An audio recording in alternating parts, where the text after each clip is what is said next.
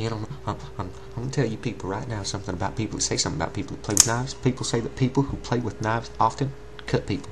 And I'm gonna tell you something. That is not necessarily true. Because I play with knives every day and I have not cut myself in. See, I'm gonna have to take that back now because I did cut myself earlier today. But see, the problem is it's not always that you cut yourself, it's when you cut other people. And I'm not gonna lie to you, I have a little bit of a problem not cutting people. Because see, it's not so much that I don't intend on cutting them. Because most times I completely intend on cutting them. I ain't gonna lie to you, I was having this conversation with my mother last week. And you know, the conversation started going in a direction where I was like, Ma, don't go there. And she went there. You know what I'm saying? It's like one of those when you're like telling people, like, listen, man, I'm going to get real upset if you go there. And they go there anyway. So I was like, oh, Mom, how do you like that? Oh, one more time. Oh. And I cut her 5 or 16 times. I don't remember how many times it was.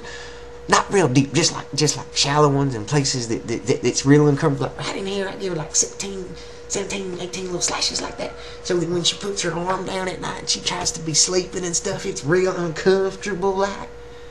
But that's just, I told that bitch, don't go there, Mom. I told her. And, you know, it was the same way with my cousin Judy. I told that bitch, I said, listen. You keep telling people that we had relations and I gave you the sheepy heepy herpes. And I'm going to cut you. And I can't be sure. But it did get around town. And I can't be sure that it came from her, that it didn't just come from me. Because sometimes I talk shit about myself when I'm real drunk.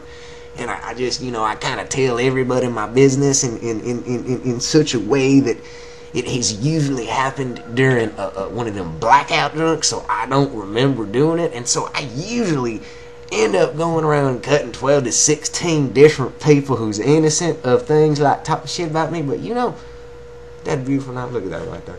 You know, when you cut a person with the tip of this right here, right when you cut them just right, you get a little bit of back spray on the back of your hand. And what I like to do is I like to just lick it off a little bit and see what it tastes like. Some people call that crazy. Wait a minute. It is a little bit crazy, I ain't gonna lie to you, because you know, when you cut a person and you lick the blood that you cut them from, and you do it just for the fact that you like salty things, and you try to explain that to them, like, listen man, I like salty barbecue chips too.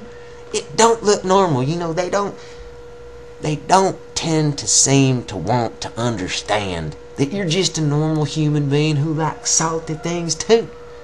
Sometimes people get cut and blood is salty. Now that ain't not normal. I mean, if you look at it for what it is, for what it really is. I mean, look at this for what this really is. This is for cutting, okay?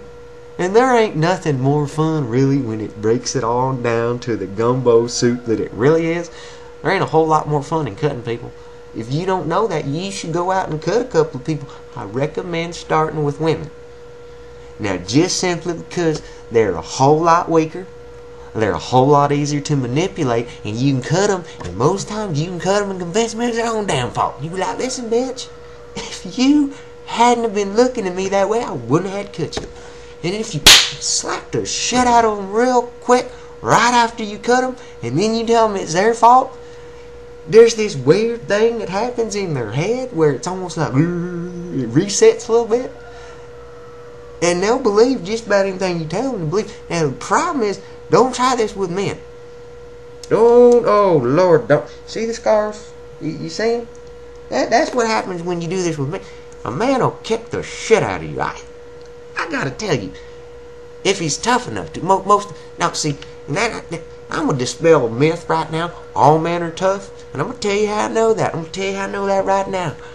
I picked a fight with this 6th grader last week, and he kicked the shit out of me, man. I'm gonna tell you what, I'm a 32-year-old martially trained man, man. I've been in 2 wars. I've been in 516 different altercations that I remember alone. Not even counting the ones that the government remembers that I don't. That's a lot. And this 6th grader, I'm gonna tell you what, man.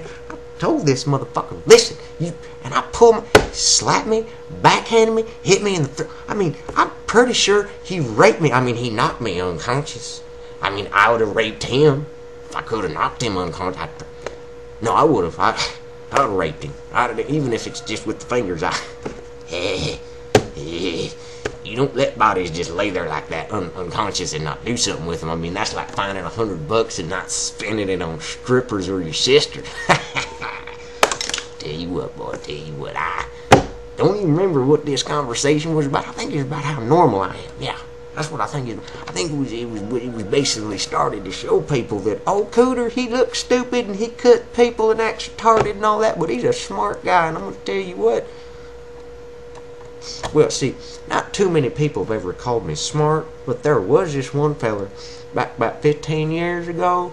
He asked me a question about I don't remember what it was now. It was something like about how many roosters done laid eggs on a Sunday, and I was like, Mister, roosters don't lay eggs on Sunday. It's God's day. He was like, damn, that boy right there's smart. And I was like, it's about time somebody knew this motherfucker. That's right, bitches.